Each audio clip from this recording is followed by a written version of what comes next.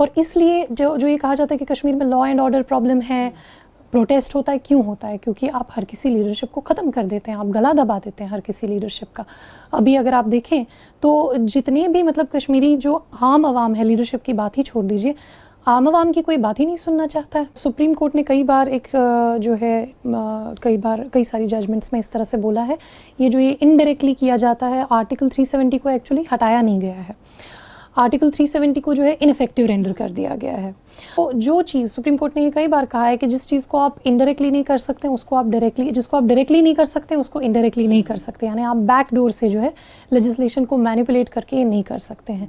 और इसीलिए देखिए ये भी एक जो मरकज़ी हुकूमत है उसका एक फेलियर है कि वो एक पॉलिसी को इम्प्लीमेंट करने के लिए उनको, मुझे लगता है 50,000 ट्रूप्स अभी तक बुलाए गए हैं। अब इसके बावजूद आपको जो है ये सब कुछ करने के बाद भी आप जो है लॉ एंड ऑर्डर वहाँ मेंटेन नहीं कर पा रहे हैं, वहाँ पे आप इस डिसीजन को मनवा, कम्युनिकेशन चैनल बंद करनी पड़ रही है। ये दिखाता है कि जो सेंट्रल गवर्नमेंट है उनको कोई कॉन्फिडेंस ही नहीं है अपने डिसीजन पे।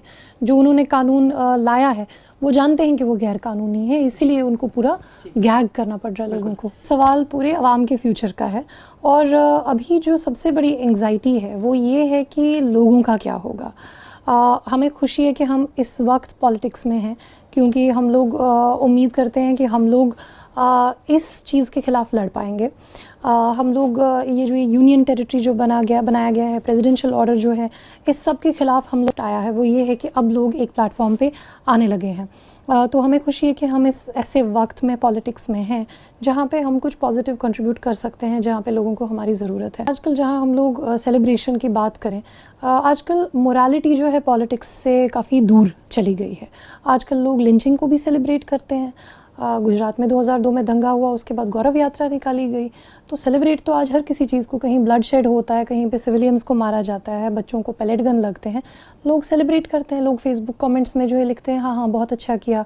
हमारा काम ये है कि फिर से उन ओल्ड फैशन वैल्यूज़ को, ऑनेस्टी को, मॉरल अपराइटनेस को हम लोग स्ट्रेस करें, ह्यूमन राइट्स को हम लोग, अगर हम खुद को आवाम के रिप्रेजेंटेटिव्स कहते हैं तो हमें आवाम की बात कहनी पड़ेगी, हमें सही का साथ देना पड़ेगा, हम लोगों को जो गलत चीज़ है उसको अपोज़ करना पड़ेगा। ये कैसी इंटीग्रेशन है? आज हम देखते हैं कि जितने वहाँ पे लेबरर्स हैं, जितना भी माइग्रेंट लेबर है, और वो बहुत बड़ी तादाद में है वहाँ पे माइग्रेंट लेबर जो सर्विस इंडस्ट्री में भी काम करता है, चाहे वो ब्यूटी पार्लर्स हो, होटल्स हो, या चाहे वो आम मज़दूर हो, उनको आज चॉपर्स के ज़रिए जो है यहाँ पे वापस लाया गया है। ये मीडिया में आपको दिखेगी नहीं ये बात, क्योंकि इसको दबाया जाएगा।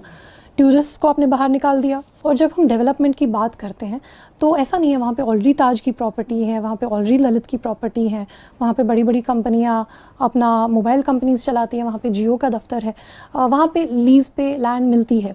जब हम देखते हैं डेवलपमेंट किस चीज़ से होती है, डेवलपमेंट, ह्यूमन डेवलपमेंट भी ज़रूरी है। अगर आप फेडरलिज्म को स्ट्रॉन्ग करते हैं उससे डेवलपमेंट इंक्रीज़ होगी, उससे जो है और ज़्यादा स्टेबिलिटी आएगी।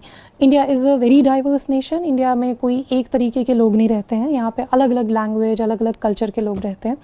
यहाँ पे जो ज़रूरत है वो ज़्यादा फेडरलिज्म की है, वो है कि आप स्टेट्स को ज़्यादा पावर दें, पंचायत्स को ज़्यादा पावर दें। जितना आप लोकल लेवल पे डिवॉल्व कर सकते हैं पावर, उतना ज़्यादा आप लोकल गवर्नमेंट्स को पावर दें। तो उसका उल्टा हो रहा है। जिस तरह से इन्होंने कहा कि पहली बार ऐसा देखा गया है कि एक यूनियन टेरिटरी को जो है स्टेट को यूनियन टेरिटरी बनाया जा रहा है, ना कि यूनियन टेरिटरी को स्टेट।